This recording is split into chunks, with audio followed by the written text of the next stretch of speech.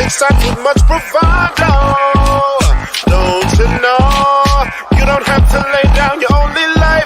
I need you here tomorrow. Is martyrdom the only philosophy? I can set you free from all that seems to bind. Years ago, you threw the key into the darkest night, then hit the light to follow.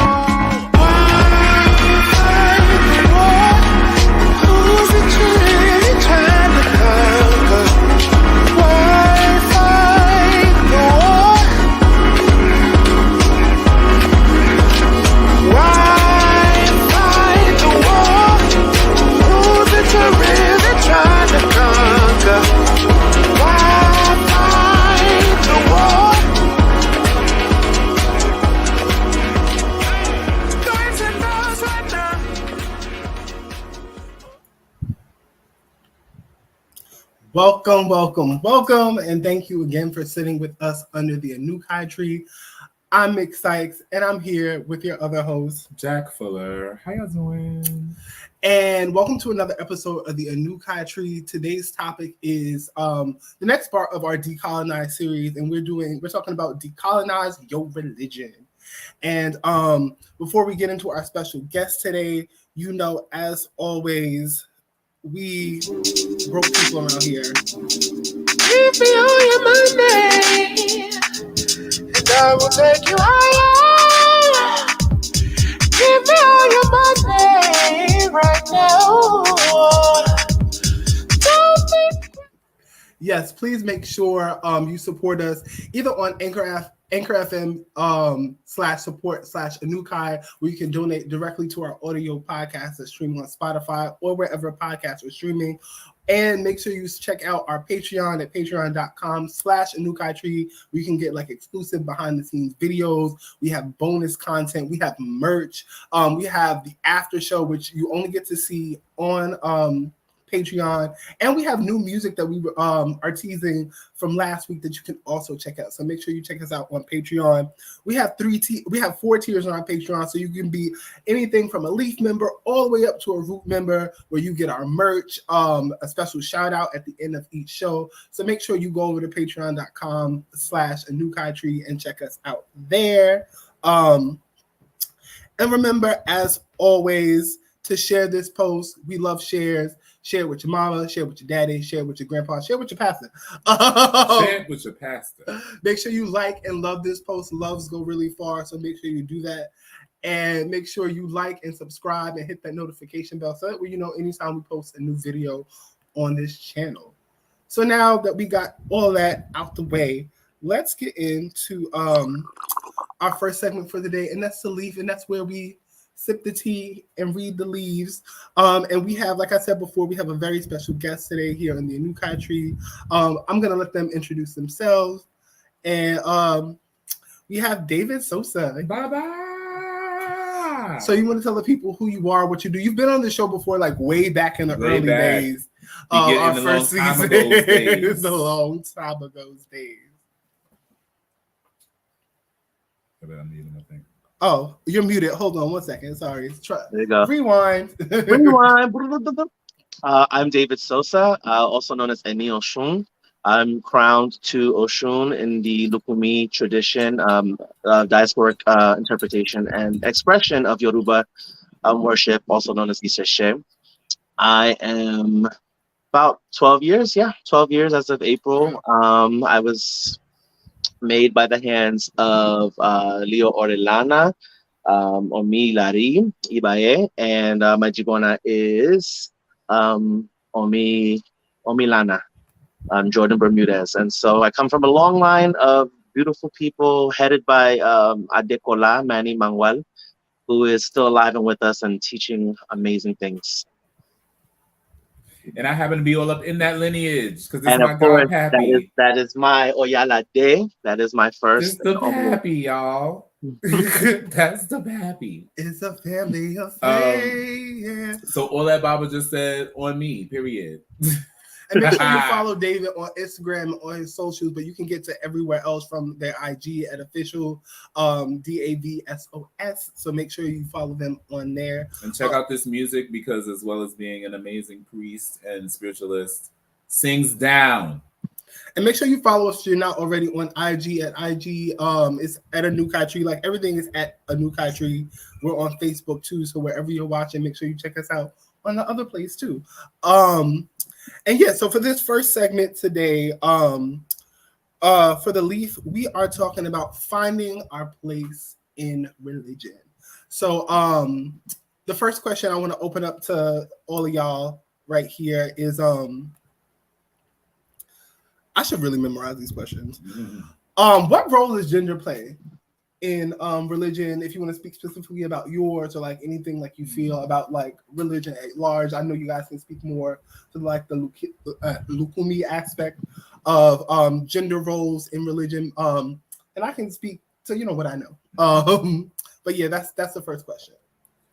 I'm gonna defer to Babo on this one because I mean my understanding of certain levels of gender roles pertain to sex or are supposed to pertain to sex more than anything, which to me, of course, if you've been following us long enough, you know that sex and gender are two different things.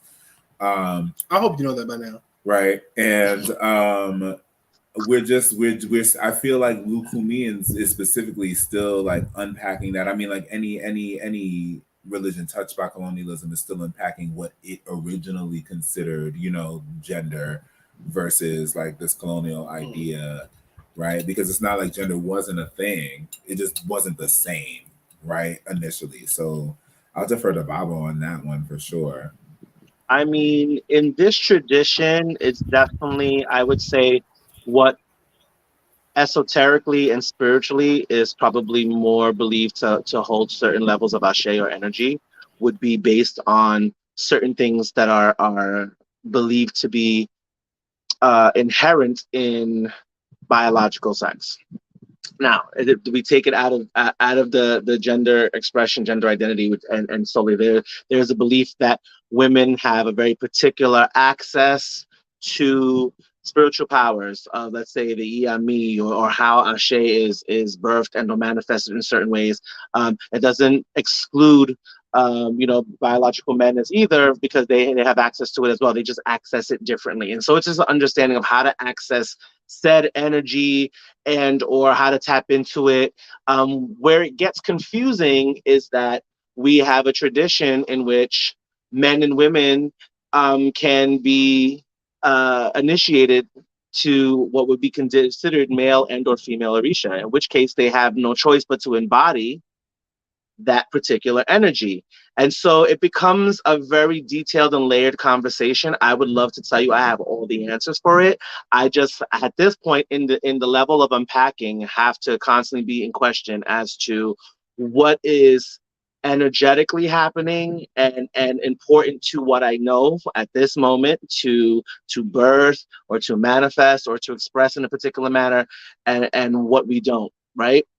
So there's certain things we do in the tradition, in which case we may sing to what would be considered male Orishas first in something, because they are inseminating, they are starting energetically something into process, and then we finish with maybe female litanies or female Orisha litanies, in which case now there is an environment of which there is, nurturing and birthing and bringing into existence before said thing is expressed, divination wise or consecration wise. And so that is basically the understanding to that degree. I don't know if that really answers the question, but oh, you're muted. It did as best as it could, you know what I'm saying? Because like I feel like you're right, like we're all like asking these questions now. I think a lot of times, like, well, these religions as they were being recodified and adjusted to colonial, you know what I'm saying, implications, whether it be literally having to fucking figure out what else to do on some land that doesn't have, certain things that you'd have at home, you know what I'm saying, and all of those levels of adjustments.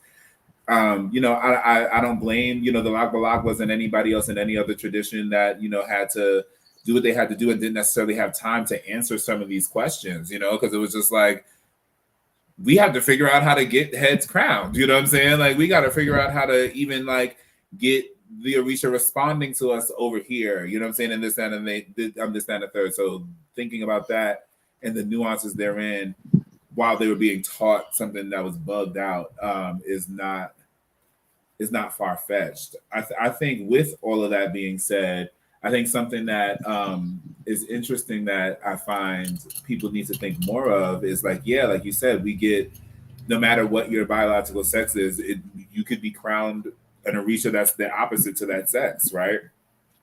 And in that, you are like being imbued with the ashe of this energy that is opposite to one that you're supposedly, you know what I'm saying, more in tune to because of your body, right? And I'm interested in understanding why, how, and the difficulty in adjusting the mind or applying that ideal to having already been imbued with some energies similar to that before even approaching the mat, right? Like, so in that, like with the trans issue specifically in Ocha, and that, like, you know, we do things like, you know, there's a lot of body focus in a lot of the ceremonial practices and things that we of course can't get into, but nonetheless, like, while we're having this conversation, things are shifting, people are finding roles that are somewhere in the middle. People are allowed to do certain things, not, you know what I'm saying, like not made to do other things, you know, just because, so that they're not triggered in the room and all kinds of things like that, right? It's interesting that, like, I could be a person that people clearly perceive as male, crowned to a female Orisha, imbued with that female ashe, but then the idea that, like, I might have already came to the situation with feminine ashe in order to even be attractive to, you know what I'm saying, like to that female Orisha or anything of that nature, Orisha or not, you know what I'm saying, like just having that energy already without it having to come from some source that somebody else has to now put on you. Right. It's interesting that people are in seemingly unable, or at least willfully not trying to apply that energetic understanding. I think that that's important too. I think something you just said right now, which is that the idea of having to put ashe on you. And I think a lot of people tend to misunderstand what initiation really is, in the essence that ashe, and the notion of ashe, I can tell you right now, to the majority of people, even in the traditions, is still being thought of as something way different than what it is. Ashe is just energy. Let's just strip it of everything it is. It is an energy, of a force that exists, period. Whether that's potential, kinetic, whatever we want it, ashe is ashe, it's there. Now, what it is going to align with is our understanding of certain energies, right? Which is why we have a divinatory process when getting certain implements. We ask, are you going to represent this? Are you most aligned, your energy, whatever your energy is it most aligned with this Orisha, and can we utilize it as such, right? So we're asking the thing that's already alive, that already, or that's already existent in its organicness, and say, is your essence in alignment with this? Can we use it as such, right? We're asking permission. We're going to nature to find out what's aligned. So ashe is already inherent. It's there. No one gives you ashe. Let's stop. Full stop right there. No one gives you ashe. They can align and or awaken something. They can help in the process of adding, imbuing, bringing out, whatever the case may be, of ashe that is already there. You did not receive ashe. So that's the thing. And a lot of our language is, oh, I put ashe on your head. Yes, you helped and aided in putting the notion of ashe there and helping it align. You did not give me anything. And I think that is a huge thing to understand. What we've done as priests when we initiate someone is we've aligned that energy with your ori, with your head, with your higher self, because that is an agreement that happened between divination and before you reincarnated. Boom, take it, have it, here it is. It's now aligned in a way for you to develop further that connection and that understanding of said energy. That's it. I also, excellent point, and thank you for that. I also want to add that even in like a non Lucumi context, I feel like it's really important to examine what's tradition and culture in a religion, and what is factual to like the spiritual science, right? And what is like also what's like a byproduct of colonialism. Like if you look at even like some Christian churches, like Pentecostal churches, women should only wear skirts. You can't wear pants because pants are masculine. You don't want to come to the spirit and viewing any masculine energy. But like, who was wearing pants in Africa? That sort of thing is a culture within like a religion, as opposed to something that's in the spiritual science, because the 4 people that founded that religion weren't wearing pants. That's like a colonial thing. So it's important to always like, especially when you're like asking questions or questioning things, or like you want to discern or break something apart. Like, is this colonial? Is it tradition? Is this cultural? Or is this like something that's paramount to the spiritual science of like what we're talking about? People don't like to have those conversations because they just delve too deep and they make people have to think, and then they having to think makes brains hurt, and then makes them have to question things they've learned for years.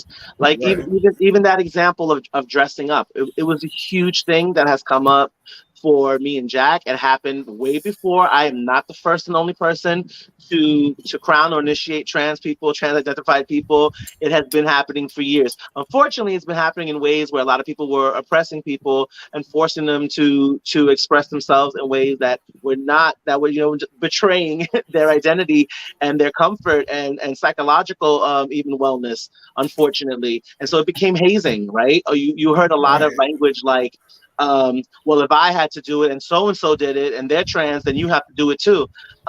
Different set of circumstances. Not every trans person, right, has the same experience and understanding of their identity and gender identity. And some people are like, oh, I wear pants. And some people are like, no, that traumatizes me and I don't want to do it. And you have to hold space as a spiritual mentor and or godparent for that. But the whole notion of like even something like that, which is definitely carried over about women wearing skirts and men wearing pants, at the end of the day, the reality is that most people wore tunic-like tunic-like material, and you can see it now. Behavior. Well, right. You can see it now to this day that people, go to Nigeria, they're wearing a sheet. It's a sheet. Like everybody's got a sheet on. Like they just got out the shower, and and it's very particular instances in where you're dressed in certain colors or you're dressed in certain things of that Orisa in order to again align and bring certain things. But do I believe pants or skirt are going to change anything? No, that's cloth. If we take it further, before it became a thing, cloth was used to protect you from the elements. Period. The end. So anything else is just fashion. Don't enforce fashion upon me, because we all have different fashion tastes. So that's not going to be right. If you're a Yahweh or a new initiate and you need to wear white, then by golly, all I need you to do is wear white. I'm not concerned about, again, I'm not going to have you be in a white thong outside, because there's a level of why we're covered up and why we're dressing a certain way. We're marking ourselves as priests. We're marking ourselves to look different in the world, very specifically, to wear a specific color, to let the world know this is what I went through. This is where I'm at in my life, and I will proceed this way for a certain amount of time. But folks are getting caught up on pants versus skirt as something that is actually going to do anything for spirituality, and it makes no sense. I'm like, it just doesn't make sense. It really doesn't make sense. Yeah, like we're not gonna dive into this too much. Baba and I did a whole live like a couple months, maybe even a year after my year in white. I'll do my best to look for it, and we'll try to link it in the descriptions of everything later. Yeah. When I say, we broke it down and somebody got mad, and y'all know I'm quick to check a hoe.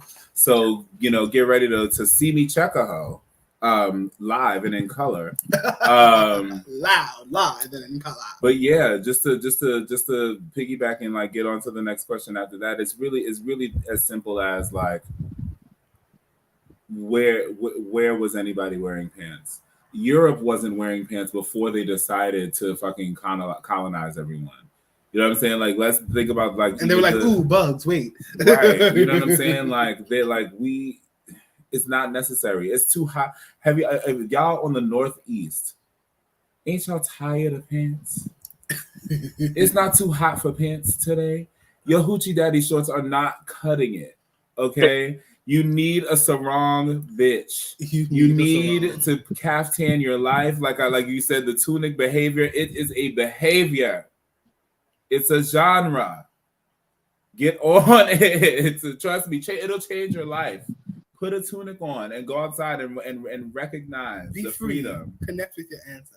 Okay. Get a breeze. So our next thing for this segment, so we about to dive one in. Let's go for it. The whitewashing and the bleaching. The bleach them. Of African deities. Oh wait, you have a echo. Oh, let me mute you for a second. Yeah, the whitewashing and the bleaching of African deities. It now, just for like, I guess people who aren't super abreast of ATRs, there is a thing in Santeria where the Orisa are masked within the saints. So those Africans trying to practice their traditional religion literally were not murdered, and that's something different. This, I think he can't hear us. This on the other hand, can you hear us? Your volume got really low out of the blue. I don't know why. Checkity check. Let me.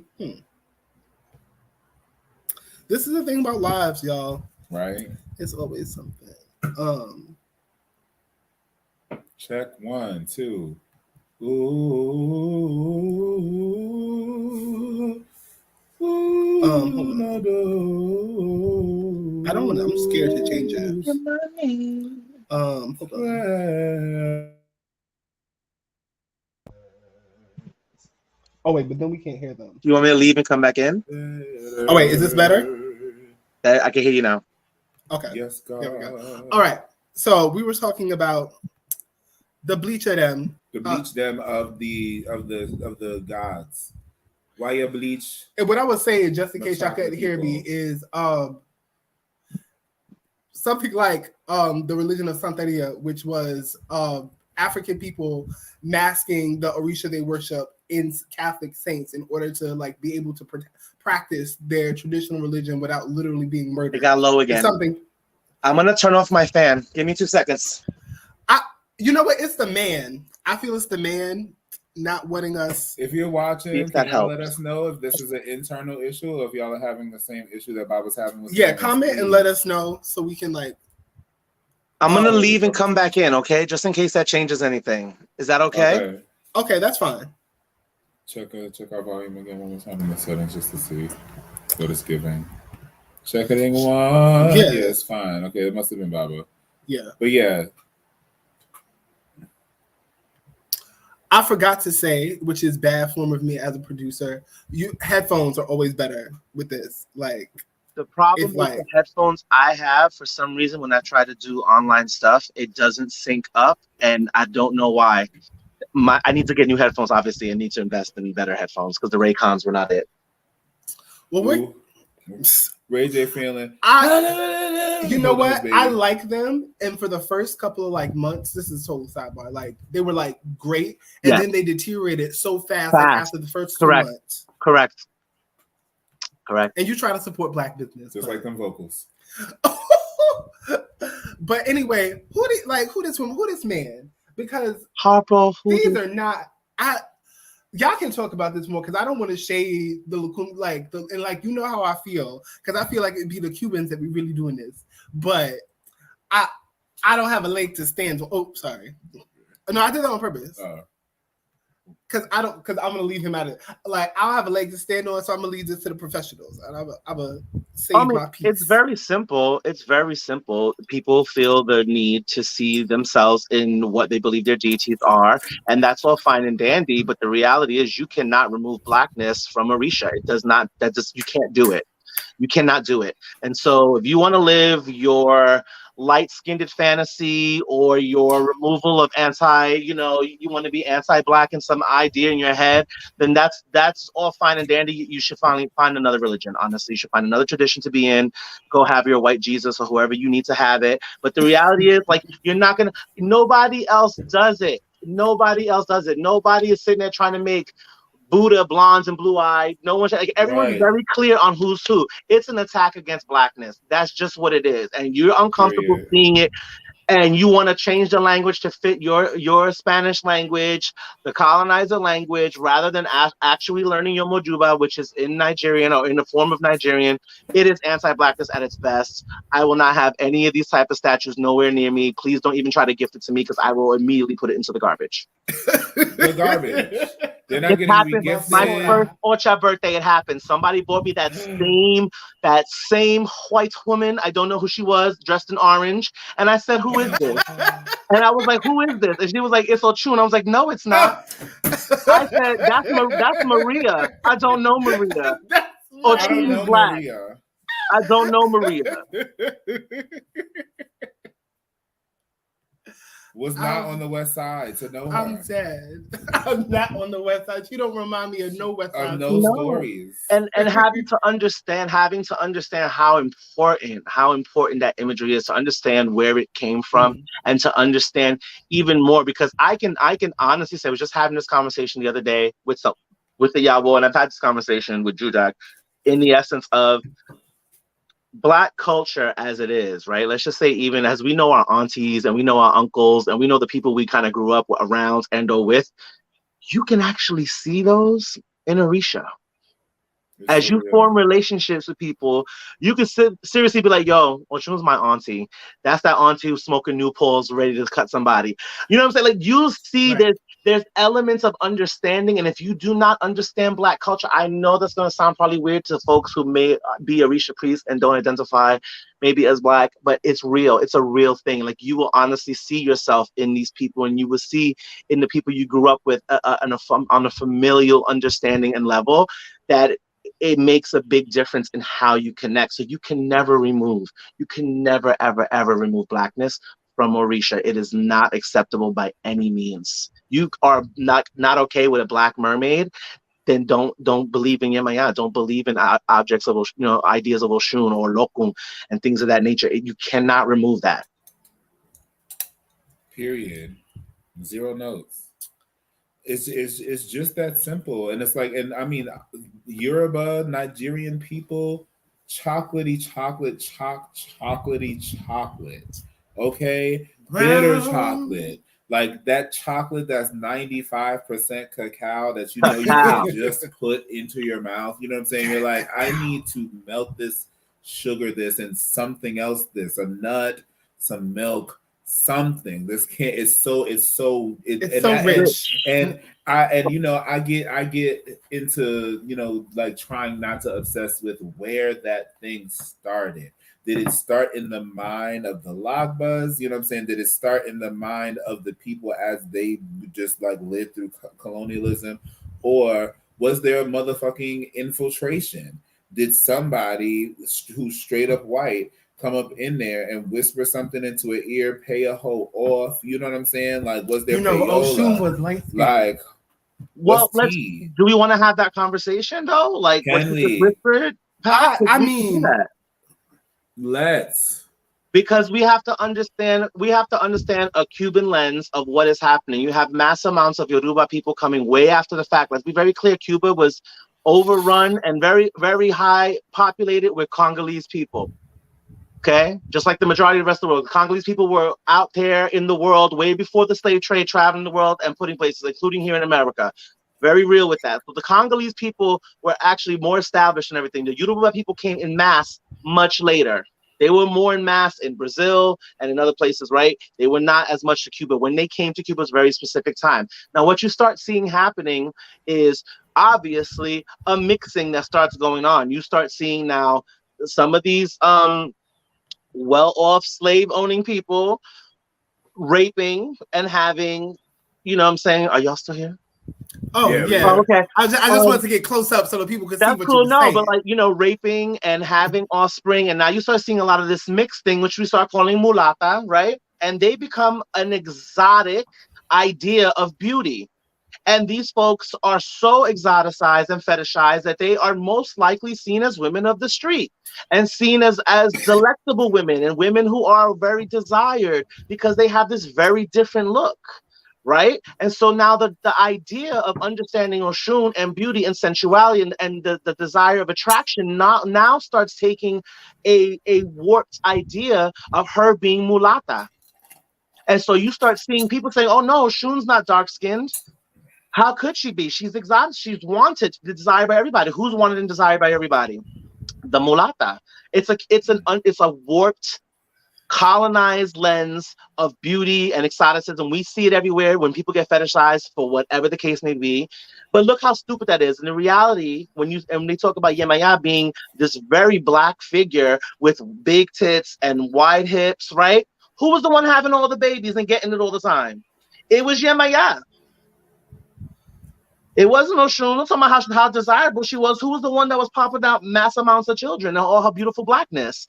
So understanding the layers of so much stuff that was there. That's so you start seeing these made up patakis about how Oshun came to the new world and lightened her skin in order to gain new followers. Kaka. There was a time in which she bleached when she come to the new listen, world. there was a time in Cuba specifically that if you were cream cheese colored, you were not getting ocha. There was no way. They were like, we're not giving this to white people. Absolutely not. And they would fight you and kill you for it. The only time you started seeing that happen when a lot of changes started happening politically and somebody was just like, it is what it is. They made that first move. And since then, what you started to see was because people who are well off, who had more opportunity, more resources, more money, especially due to color and what circumstances they were living in and privilege they were living in, you started to see a lot of financial things happen, right? Exuberant parties done, violins being played, and ideas of what was refined, right? So now you see Oshun stuff start becoming not just honey, but now it's champagne. Now it's violins, which are considered to be a very high string, right? For the court, for somebody who has money who can do that. You start seeing that. You start seeing these giant thrones being done, the big flowers. That's not where we came from. Right.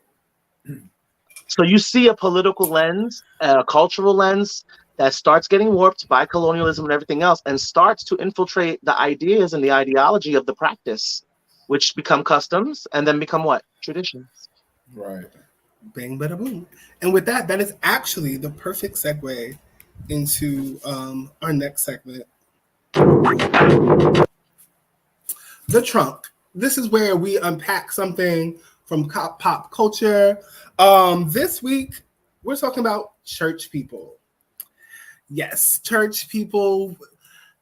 Some of us know them. Some of us love them. Some of us, like, they're our family. Sometimes church people can do things that are just like make you think, like, why in God's name would you say that? Like how you got that out of that? So this week, we got Kim Burrell, and we're gonna watch this together, and we're gonna talk about it. Let's get into it. To choose up, find you some value. Sometimes before we get friends, we have to do an interview. How long have you been broke?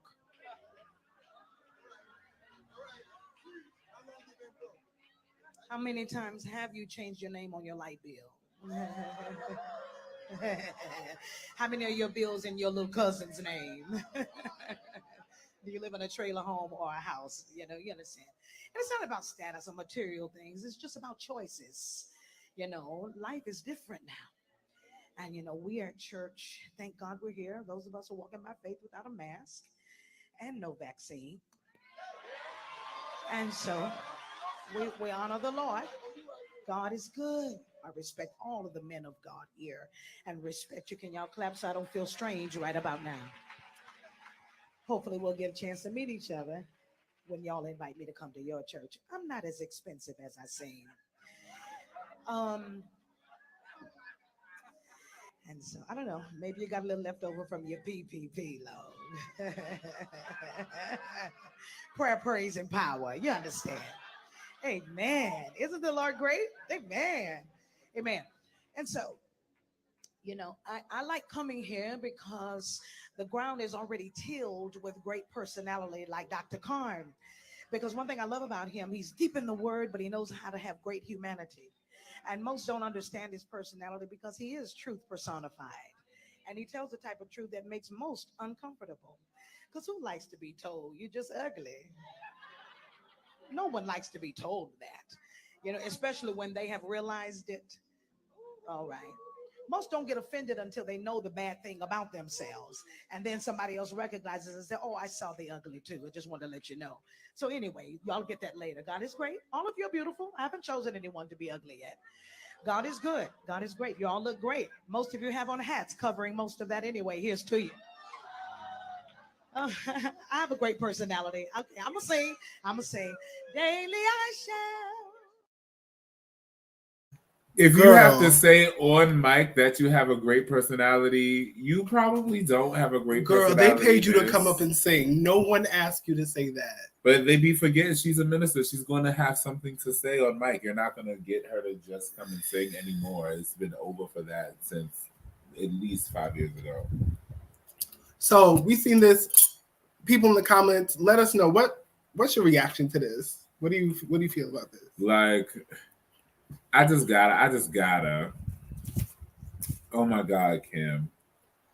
Oh my God. Like, how tone deaf could you possibly be? Like, how tone deaf could you be? Like, as a singing ass bitch, how could you not hear how out of key you were? This was worse than the homophobic thing that you said. This is like horrible. And I know that you thought you were being funny, and that makes it worse. Like, you are not Dave Chappelle. You are not. Nobody paid you for the jokes. And if you want to minister based on a choose your friends, you know what I'm saying, like, thing, then you should have done that, because people actually need that word right now. That's a word that's been across the board, clearly, like, happening in the world.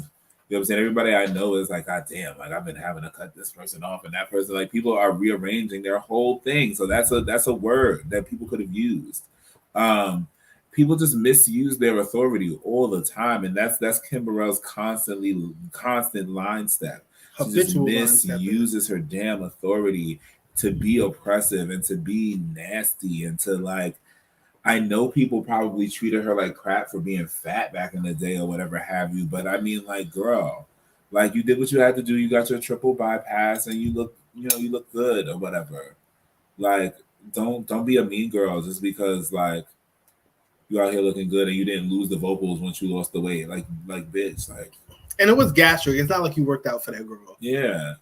Like, a gastric bypass is not. Well, she had the triple gastric. The triple gastric. No, I think it's, and I think it's an important understanding of the questions before, like, how do you choose your spirituality, and how, like, you are a minister, you are invited to a church, whether to sing or not. Your idea and goal is you're the elegoon of the church. At that point in time, you are to step into your anointing, not your ego, not your thoughts. Period. If you are not in that moment communicating with God or with spirit and able to give a word that can incite each other to love and find works, which is exactly what the whole purpose of church is, you don't need to say nothing. She could have got up there and been like, the Lord, and just started singing, blessing me, and give somebody what they needed to hear in that moment. You did not need to go into none of that, which is divisive, which is very egotistical, which is very material based, which was nothing feeding the spirit. You needed to sit down. That's what you needed to do. Period. You needed several seats. Several. Banquitos. Man, no, like, right now. I don't like how do you even expound on this? Like, how, like, she like this is one of those moments, like, God damn it, girl, you did it to yourself. And everybody saw. Everybody saw, girl. I think Kim Burrell is a person that has, like, a lot of brokenness. Yeah. And that brokenness definitely shows up in her ministry. I don't think she's ever healed from that brokenness. And that was a projection. Like, that was a personal story none of us needed. And nobody asked for, especially when you up somewhere spending your money that you barely have anymore on a Sunday morning. Mm. How dare you? Right. I'm tithing when rent due. Are you kidding me? How dare you? Can it, like, okay, that begs a question for me. Like, what is the power in an unhealed minister?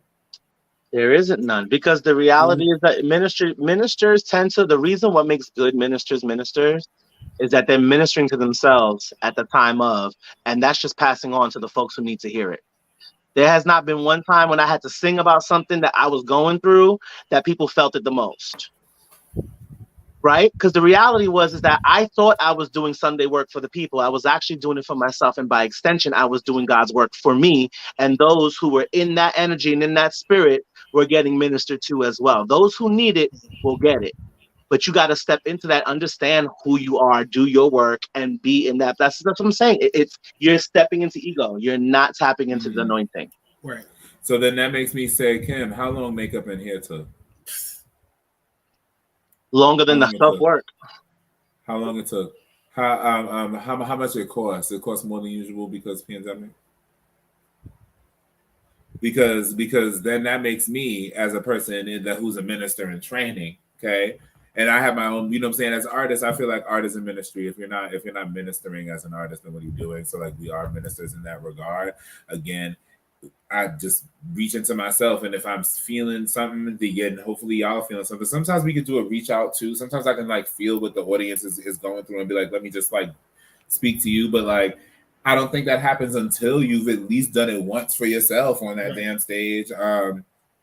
So, and when it's in church, it's like if you're really not just like going reaching to God, they're literally supposed to reach to the thing. Like it's not for the people in the first place. All that to say, you wanna like I don't think anyone expects anyone to be healed in totality, right? That's why I asked the question the way I did. Is like how like what's the value or the power in an unhealed minister? It's like nobody expects you to necessarily come to, you know what I'm saying? You wrote your sermon or whatever have you. You had your thing that you said that you wanted to say. Nobody necessarily expects you to come here healed, but like if you're insecure about something right now, this is your opportunity to pull yourself out of it for real. Right. Word. For real.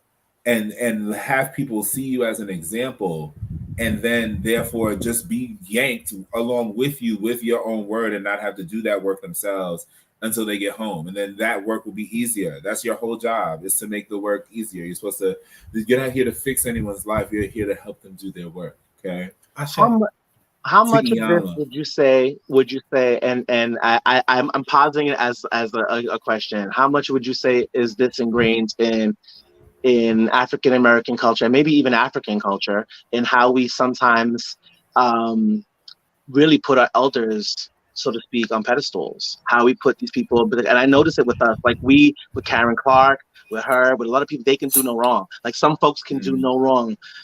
Patty can come out. I don't think Kim Burrell is one of those people. I don't know. I feel like, the reason why I say no is she's continuously given platform to say this nonsense and apologize because she's so talented, and people, but that's what I mean. Will overlook the talented. That's what I mean, though. We do it a lot in our culture. It's like, no, but that's Auntie Patty or that's Auntie Riri, and that they can say that, and we give a lot of room. Like, where is that? Like, I want to know, like, where it comes from. I wonder where it started. I don't know if that's an African thing. I think it might definitely be an African response to colonialism in some regards. There's a level of leeway that you try to give people that do anything that you can freaking like use. You know what I'm saying? In any regard. And it's not healthy. Because 9 times out of 10, without the circumstances they're in, those people wouldn't be doing those things in the first place. And then if they did, the use of them wouldn't be more important than the negative impact of the shit that they're doing, right? But like in your own personal life, you know what I'm saying, for the people, you know what I'm saying, that might still be blasting R. Kelly or whatever have you, those kinds of people, you know, it's like, oh my God, like how am I supposed to give up this thing that like, if I don't sing Greater Sex today, how am I getting through the day? Like that thing got me to and from work every day before all of this shit happened. Like, are you kidding me? Right? Like, okay, like that's the thing that they need to use. They're gonna find ways to excuse this man enough to play the music and then potentially want to pardon him and all kinds of shit. It's the need to be seen as what human is supposed to be in whatever paradigm we're in, right? So if we're in this white supremacist paradigm, there's this kind of thing where it's like, well, why can't he? Because that's what everybody who makes, or at least looks like they make as much money as he is making, is doing. Like, nobody's confused at the Epstein of it all. Nobody's confused that's happening. When I didn't hear a single gasp when that island came up. I didn't hear not one gasp. Like, nobody was shocked. Everyone was very much like, oh yeah, sure, that's where, you know what I'm saying, people are. Hey, has anyone checked there for our girls? You know what I'm saying? Like that. nobody was were shocked. there bones? Were any bones found? Right. Marrow sucked dry. Like we're trying to, nobody was shocked. So in that regard, people are like, well, why can't niggas? Like, if that's what we doing, then why can't niggas? Yeah, it's a lot of that. It's a very much that as well. And it's not right. But then at some point, it's like, I mean, I get it. It was paying like into the system is paying into the system. It was like O.J. Simpson. Folks right. Like he did it, but he got away. Goddammit. Period. and Robo. It's like Obama. I voted for the nigga. Shit, it's Obama. I voted for the nigga and still knew he wasn't going to finna do shit. I knew and not still the voted. Robo. I was going to see in my lifetime. Okay, so a black man be president. It's what it was. Not to cut you off, but before we get into our next segment, we have a few comments. So Shane said, "This is how many Christians are. This is not this is not this open with it, but there. How she's communicating a bit shocking, but not surprising. I think she's struggling with understanding her new power." And Big Girl 09 said, "The best leader moves with the people." Period. Point blank. Facts. Point blank. She could have took any of those things. If she was thinking about the idea of poverty at one point, or she was thinking about the idea of not having at one point, she could have. There's so many scriptures to pull on. There's so many songs to pull on. Like, go do what you do, girl. Before you were a minister, you were singing. People knew you for come and start singing something that folks need to hear to have a little extra pep in their step when they leave there, for using their last bit of tithes to pay their rent and everything else. Like you said, choices. Like, at least try to make them feel good about the choices. Right. Like, and if you gotta hold a bunch of folk accountable, then you have to hold them accountable. You can't make them feel like shit. That's not the same thing. It's like you let them know what's happening and put, like you said, put a word on it. Can we put a word on it? Where is it in the scripture? As a minister, put a word on it. The word on it. That's why I say minister and train it to some degree, because I can't just cite an Odu and or a Pataki at will. You know what I'm saying? Quite yet. You know what I'm saying? But I know people who can. And they use that thing and say, oh, that reminds me of this right here. But and you're like, oh shit. Right. And it's happening, like, give me a word. That's what we want. And again, like Baba said, Kim, let it be in song. Just put it in the music. Put it in the music. All right, let's get on. So our last segment, the root, is where we close everything off. Sorry, we're gonna run over time. Sorry, and really get to the bottom of everything we've been talking about today. So today's root, we're gonna expose some things. Yes, you are gonna be exposed today, and what we're exposing. Sorry, went too fast. Is why is it so hard? And we were kind of just talking about this in the last second. Why is it so hard to expose charlatans in spiritual spaces? And what can we do about that?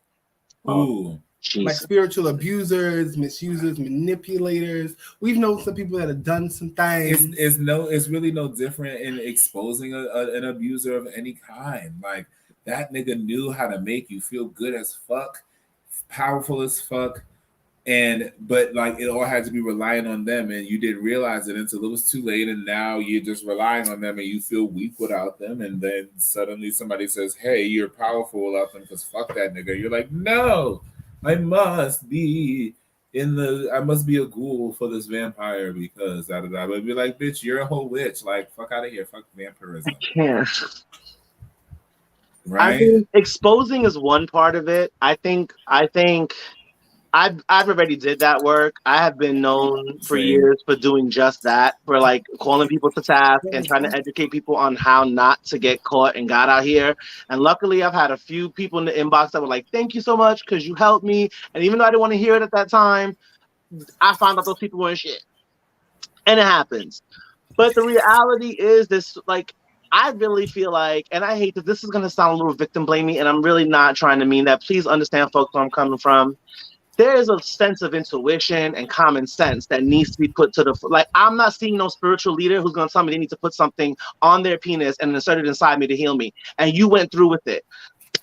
Now, granted, by golly, they maybe should not have presented that as a thing to do, and they should know better. The onus of responsibility as a spiritual practitioner should probably been on them to not do that. But you, somewhere in your head, was like, well, maybe. And then you mad. No. You can't tell me any part of that rang true, like any part of that resonated with you. So I need people to get their intuition game together. I need people to be empowered on that own level of like, does this feel right? And understand that no matter what comes out in divination, they'll slay me for this. I don't care. Whatever comes out on the mat and anywhere else, if it don't feel right to you, do not do it. I tell people I don't have to do nothing but say Puerto Rican and die. It's the only two things I have to do. It's just real. I don't have to do anything else. So you can tell me till you're blue in the face, this Odu says you need to do this. I have a choice at that point to say, Che, that resonates, I need to do that, or nerp, I ain't doing none of that. And I will take my chances like I have been and like I always had. People forget that before initiation, they had intuition. I'll tell you. Before you got into any spiritual tradition, you had gut tugs that let you know something wasn't up. And if you didn't throughout life, you start to get them. You start to get them, and you have to learn how to listen and honor that. I can guarantee you that every victim that has been, almost every victim, I would say, that has been a product of spiritual abuse in some of the traditions, they're more mad at themselves for not listening to certain things or missing red flags than they are about what actually happened. Mm-hmm. It's real.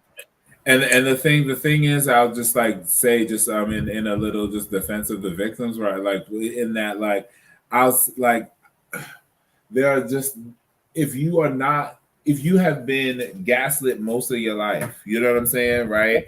And you come to a situation and you have these like feelings, you get these, you know, like Baba says, you get these gut tugs, you get these touches, you get these sensations, you get these visions, you get these, however it comes to you all the time. And somebody says, oh, well, that's this, and gives context, and something resonates in what they're saying as true, but like you're still getting this like kind of foreboding feeling. It's like, well, you've had to talk yourself out of that feeling your whole life, you know? I mean, that feeling gets colored by all kinds of experience too. Like as a person who has decided to be a revolutionary in multiple accounts, that feeling gets triggered, that spidey sense, you know what I'm saying, gets triggered just when something is not revolutionary in the room. It's like, you know what I'm saying? Does that mean that I can't be in that room? I probably should still be in that room for my life because I'm not living in a world in revolution, right? But like, shit, you know what I'm saying? So you train yourself to speak against that, and you need, or at least want somebody that can like help you navigate when your intuition is like telling you something that's useful at the very least, right? And then somebody comes along and pretends or has their agenda in their narrative and doing that, and in the middle of all that insecurity, all you can do is person who's at least not saying you're crazy. I get it, but it's like anybody. I mean, yes, and the gaslighting happens. Like I see it so much now. I see you go to Atlanta, you go to Detroit, you go to spots that Texas right now where folks are gonna be like, oh, you're a woman, you're a goddess, you gotta tap into Oshun energy, you gotta tap into the Yemoja energy, you gotta tap into the Iyami. They know that you feel marginalized and oppressed as a woman, especially as a Black woman. Baby, they have fed on everything right there to make you feel so empowered to get you got. I see, we just seen a whole catastrophe with somebody who will not be named, who was sitting there upping Black women and gay queer people and taking their magic, taking their power and utilizing it, and spiritual abuse and all this other stuff that's happening. And nobody thought, let's check this person's credentials. They're saying they got made somewhere. Who can verify this? No one thought to do that. Meanwhile, folks like me and others have been screaming, check your facts. Somebody in the community got to know them and know who did what. Period. Like, this is why we have those things. And that's something that, yeah, maybe you don't have it in every tradition, but it's like there's certain things put in place. These traditions and these communities are small. Somebody knows somebody. If somebody can't verify this person got made and got initiated to something because they did it overseas, baby, you're taking a chance. No, let's be real. But it's true. Let's be real. You taking a chance? They can tell you anybody did whatever to them. They can say you anything. We got this folding bike from China was basically aluminum foil. Like you get what you pay for. I can crown you for $139. You're gonna. You got your wish, Ocha, honey. You got your wish, Ocha. You got it, and that's the thing. Like, this is what I'm saying. Like, there has to be some level of onus of responsibility somewhere in accountability. And I go personally. I try to go for the excommunication type deal. I will not invite you to nothing. If I think you're funky and you're doing some stuff that's really, really crazy, I'll try not to really have you in spaces where that's going to be a problem. Like, I'm not going to do it because then I'm showing support to you. And listen, everyone has their things. There are certain people, I'll be very, very transparent. There's certain people that I know that I have not maybe got that bad experience other people have had yet. I have to keep my eyes open. I have to keep my eyes open. When I see it and I experience it, and in particular ways, then I know how to cut off and I figure out how to put an arm's length and continue things moving, right? So everybody is in that little thing, but I don't want to glorify someone to the grand extent of everything that they're infallible or that they're like on some pedestal. Like, I can't do that. I don't care how good you read or divine or you do spiritual work. Like, what's going to be healthy to the general community that I'm supposedly a part of? That's rough. Niggas out here doing soul contracts and shit. Right. Be careful. Like, be careful, really. Yeah. So with that, actually, let's move into our last segment for tonight, which is the branches segment, where we answer some questions from y'all. So we actually have one question from tonight. So if you want to ask a question to us, make sure you follow us on Instagram at aNvKai tree. I know that there's somewhere here. Yeah, so every week we ask a question for the show. So make sure you follow us on IG so you can, if you want to ask us something, hit us up in the inbox. So this person said, I'd like to hear y'all discuss LGBTQ people in ATRs, the roles we play, and how we've always been there. Always. I mean, we couldn't have Lucumi without Black women and queer and LGBTQ people. Period. I think there is, okay, so we have to talk about, I try sometimes at least to speak on certain mindsets that are legitimate in cishet people, right? That might help us like get off of certain things that like connect us to a society that does not like help anybody. Right? The idea of LGBTQ is like a white thing, right? The idea of being who you are is not, right? So when we talk about, were there trans women? Yes. Would a person in that society be able to call that person a trans woman per se? Maybe not. There was another word. There maybe was just a woman. There's societies who literally would not put a trans or cis identifier in front or anything be like between it whatsoever, no matter what. Genitalia be damned, right? So there might be in some cases, some situations where like Alagba was literally a trans woman, but she's just cited as a woman. Correct. And that's it. And we don't know otherwise what was between her legs because it was none of our business in the first place, right? And secondly, that they didn't talk about it like that. So when we say, yeah, were we a part of everything, so much so that it wasn't a big deal. It was the norm. So much so that it didn't need to be like brought up. Not saying that it's not to say that your question is useless, but to say literally that's how deep in all of this we've always been. From before colonialism, where two-spirited or dual-headed people were revered as the witch doctors if there weren't widespread priesthoods in that particular tradition or tribe. They might just have one person who speaks to God. 9 times out of 10, that person was seen as agendered, or like this nigga got both, and that was that. Right, and that was that. So always there was a story in Lucumi history, and I really wish I remembered the name right now of the person. She was considered very manly, was how she was considered in the story. She just didn't carry herself the way the girls did, and her godmother had marked her. I think she got marked for Agayu. And the godmother was like, no, we're going to do Oshun to her. She needs to lady it up. And decided that's what she was going to do. Until they went to initiate her, and guess who came down on Odong?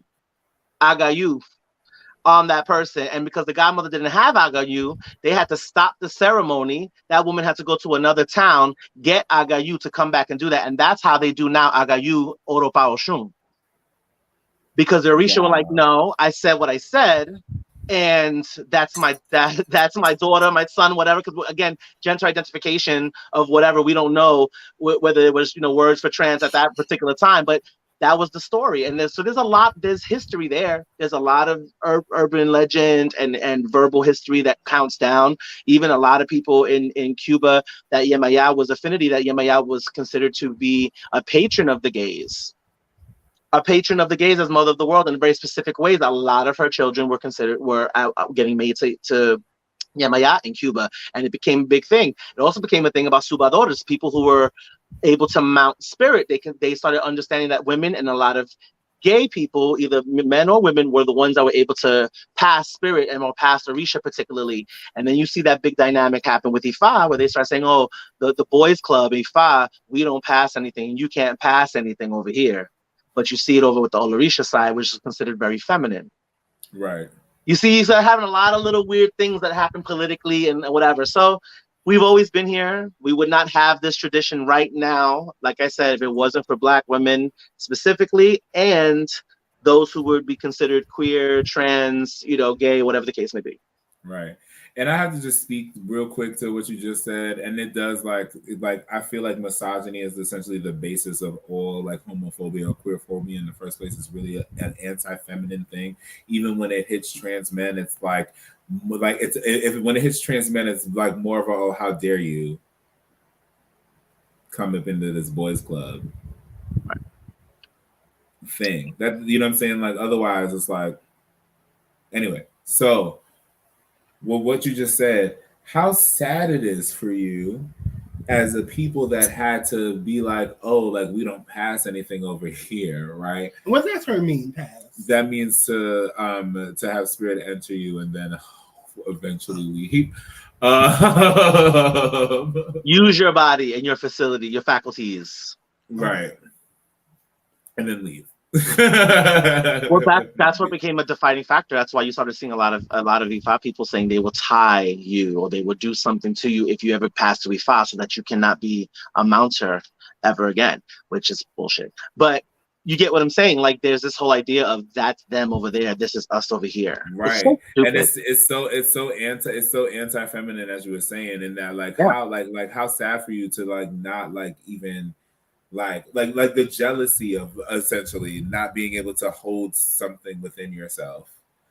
You know what I'm saying? And receiving is feminine energy. It's weak. Oh, okay. It's weakness. It's like, no, you're not. It's like you're not strong enough to hold this massive thing in a way that nobody else. Just because initiates are initiates. You know what I'm saying? But I can't say nothing for what an Elegun goes through.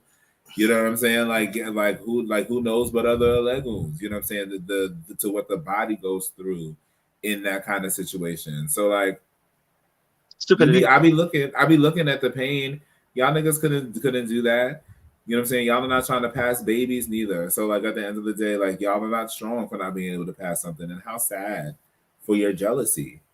I understand. Uterine envy is real. I have it. This is the boys' club, and you know what? We're not gonna put our mouths on cooters either. Yeah. Yeah. So bad. It's so bad. It's ridiculous. All right. All right, y'all. So thank y'all for sitting with us tonight. As always, make sure you follow us on all of our social media. You can follow us on IG, Facebook. We're all out there. We don't have a Twitter yet. Twitter is a very dark place. We're streaming wherever podcasts are streaming. So check us out on Anchor FM. Make sure you hit up that Patreon at patreon.com/aNvKai tree. And thank you, David, for coming and sitting with us today. You were an amazing guest. So happy to have you. And we'll see y'all next week. Yeah, we'll see y'all next week. We have a great episode. All right, peace out, y'all. I know. Yes, I used to see in the flash. Hello.